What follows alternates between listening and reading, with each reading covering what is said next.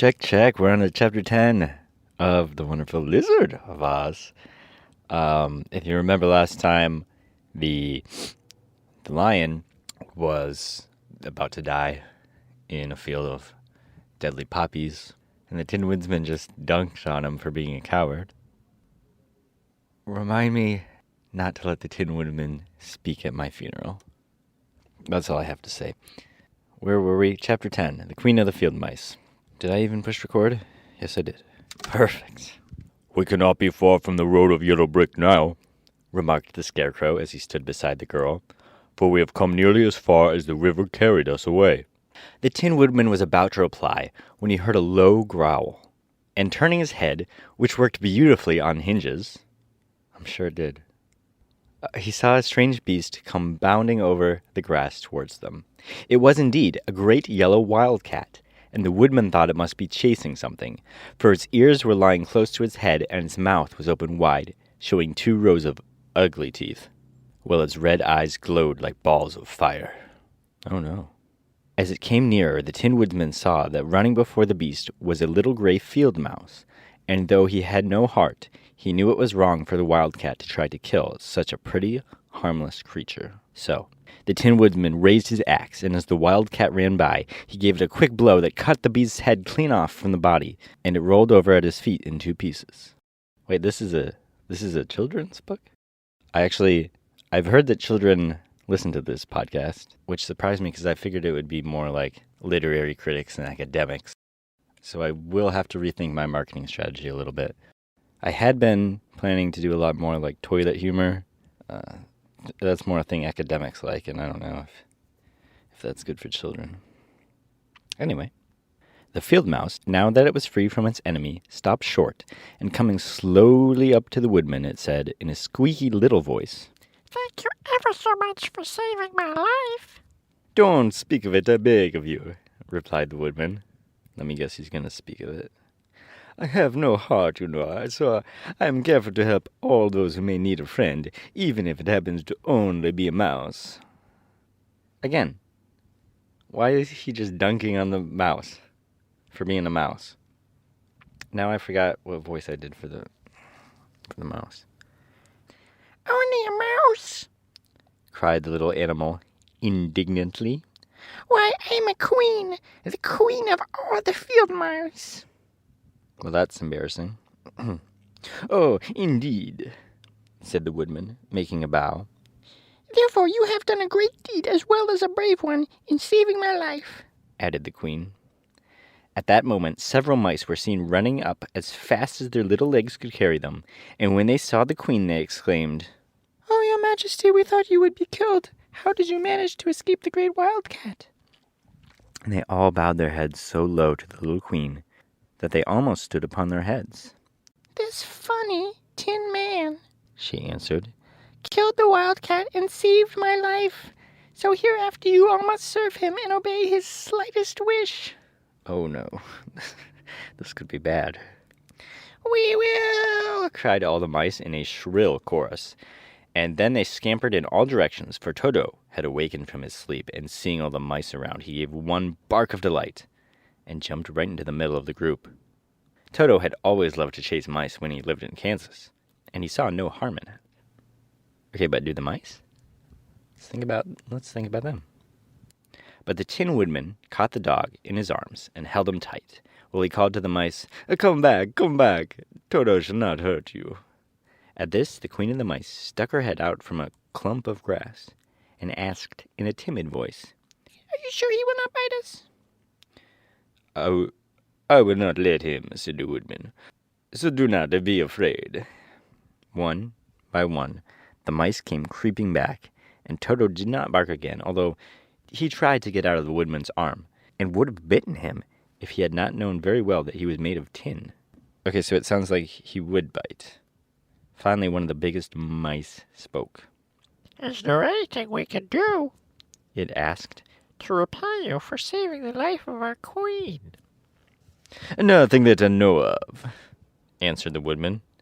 But the Scarecrow, who had been trying to think, but could not because his head was stuffed with straw, said quickly, "Oh yes, you can save our friend the Cowardly Lion, who is asleep in the poppy bed. Sorry, the poppy bed, A lion? cried the little queen. Why, he would eat us all up. Oh no, declared the Scarecrow. This lion is a coward. Asked the mouse.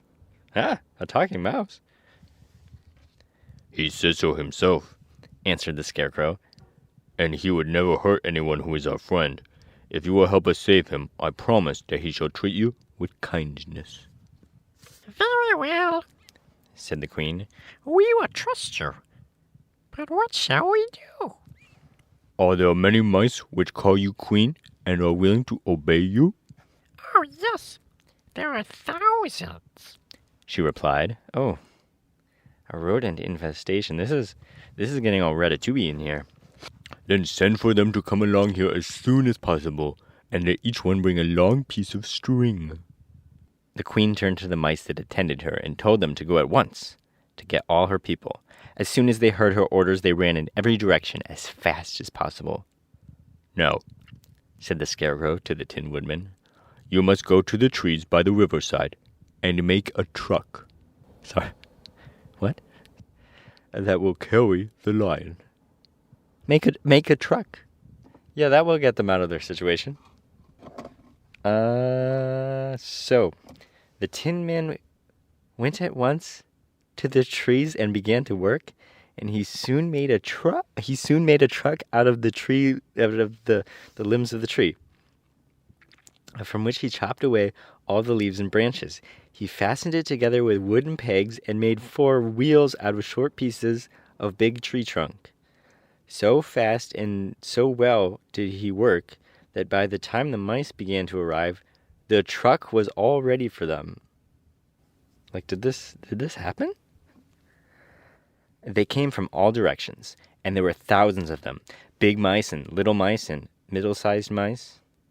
That sounds about all the mice. How detailed are we going to get here? And each one brought a piece of string in his mouth. It was about that time that Dorothy woke up from her sleep and opened her eyes. She was astonished to find herself lying upon the grass, with thousands of mice standing around and looking at her timidly. But the Scarecrow told her about everything, and turning to the dignified little mouse, he said, Permit me to introduce you to Her Majesty, the Queen. Excuse me. Dorothy nodded gravely and gave the Queen... Dorothy nodded gravely, and the Queen made a curtsy, after which she became quite friendly with the little girl. The Scarecrow and the Woodman now began to fasten the mice to the truck. What? Using strings they had brought. One end of the string was tied around the neck of each mouse, and the other to the end of the truck. Of course, the truck was 1,000 times bigger than any of the mice who were able to draw it. But when all the mice had been harnessed, they were able to pull it quite easily. Even the Scarecrow and the Tin Woodman could sit in it, and were drawn swiftly by their queer little horses to the place where the lion lay asleep. If anyone listening is a physics expert, could you call in? You go to anchor.fm/lizarding. You can leave a voicemail and kind of explain how this works, because I don't get it. After a great deal of hard work, for the lion was heavy, they managed to get him up on the truck. The mice did. Then the Queen hurriedly gave her people the order to start, for she feared if the mice stayed along the poppies too long, they would soon fall asleep.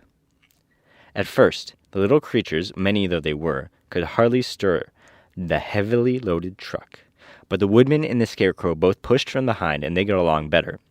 So they rolled the lion out of the poppy bed onto the green fields, where he could breathe the sweet, fresh air again, instead of the poisonous scent of the flowers. Dorothy came to meet them and thanked the little mice warmly for saving her companion from death. No credit given to the medium-sized mice, I see. She had grown so fond of the big lion, she was glad he had been rescued. Then the mice were unharnessed from the truck and scampered away through the grass to their homes. The Queen of the Mice was the last to leave. Sure. Alright, this isn't very conducive to the lizard. If you ever need us again, She said. come out into the field and call, and we shall hear you and come to your assistance. Goodbye! Goodbye. They all answered, and away the queen ran, while Dorothy held Toto tightly, lest he should run after her and frighten her. After this, they sat down beside the lion until he should awaken, and the scarecrow brought Dorothy some fruit from a tree nearby, which she ate for her dinner. Oh.